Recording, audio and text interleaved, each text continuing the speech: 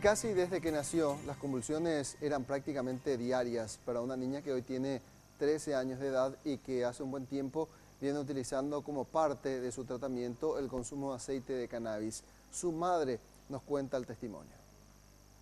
Miriam es la madre de una niña con epilepsia refractaria, un caso crónico, controlado solo con fuertes medicamentos que, si bien evitaban que ella convulsione, la mantenían entre la somnolencia y el enclaustramiento.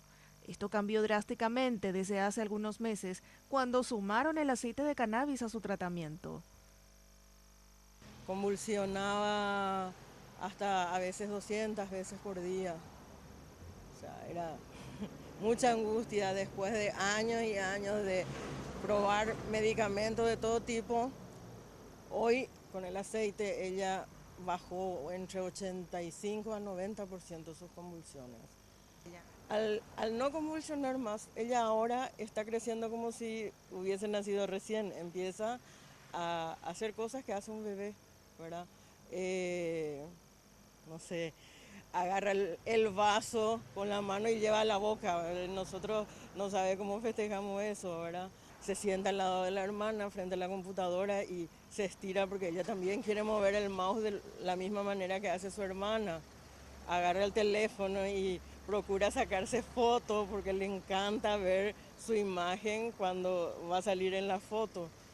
Y cosas así que parecen pequeñitas, pero es un mundo para nosotros. En 13 años de tenerla a ella así, la vista al techo, no mover un dedo, ella se sienta, de repente se estira de la barandilla en la cama y se sienta sola. El pasado viernes, el Ministerio de Salud habilitó la importación del aceite de cannabis medicinal para tratamientos específicos como el de su hija. Miriam asegura que aún le parece un sueño la posibilidad de adquirirlo en una farmacia, atendiendo a las dificultades que enfrentaban para su importación.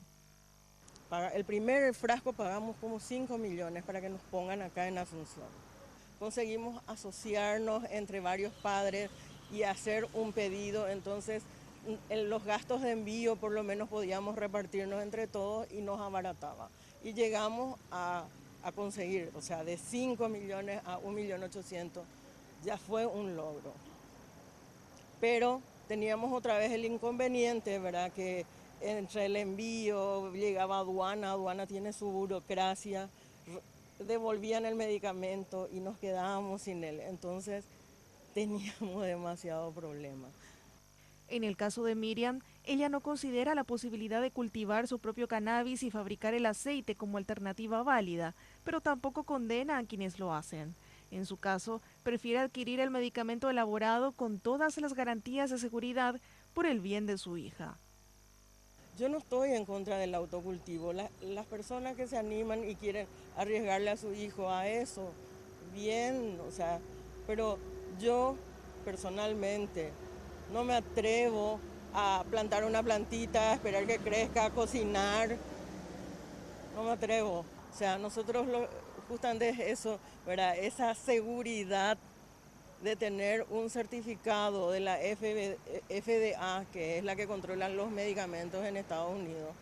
Eso es lo que pedimos, ¿verdad? Un control de calidad, un control sobre cantidades.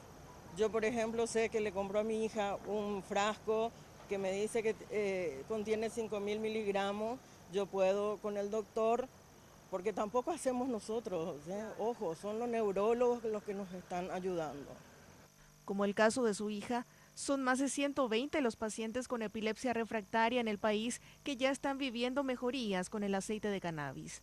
No se descarta que el medicamento también pueda ayudar en los tratamientos de otras condiciones o enfermedades con el debido acompañamiento médico.